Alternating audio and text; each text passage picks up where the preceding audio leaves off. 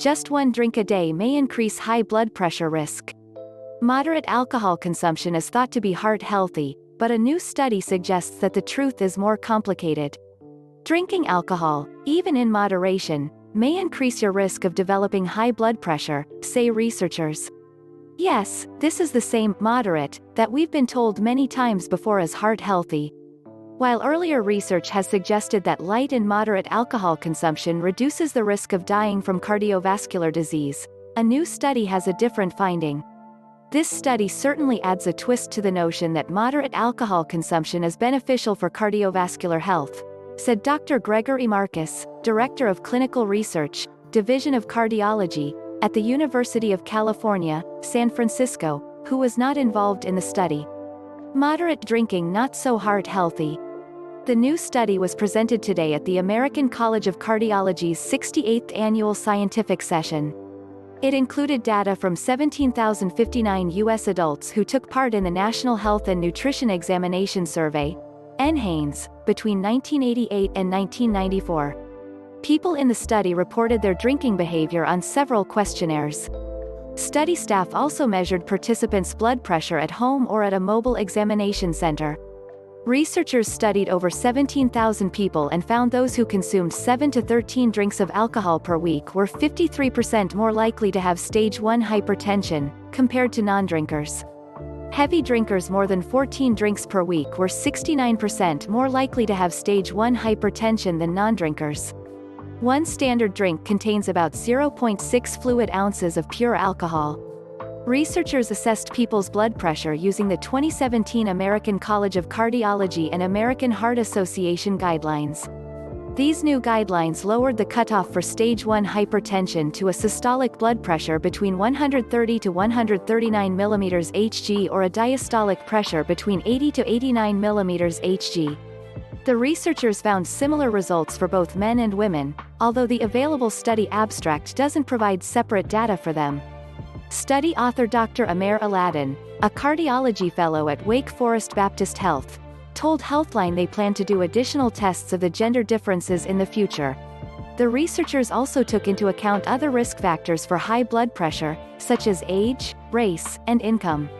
Dr. Evelina Graver, director of the Coronary Care Unit at North Shore University Hospital in Manhasset, New York, who was not involved in the study, said this information is important because moderate drinking is different for men and women.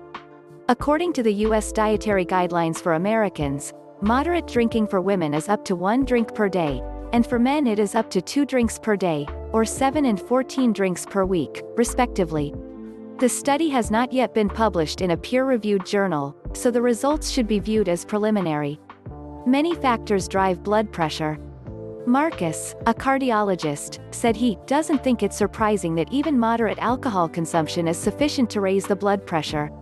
But he pointed out that this is an observational study, so it can't show for certain the health benefits, or harms, of moderate drinking. For that, you'd need a randomized controlled trial, in which groups of people are assigned to drink a certain amount of alcohol each day for months or years. There's a study many people would love to join.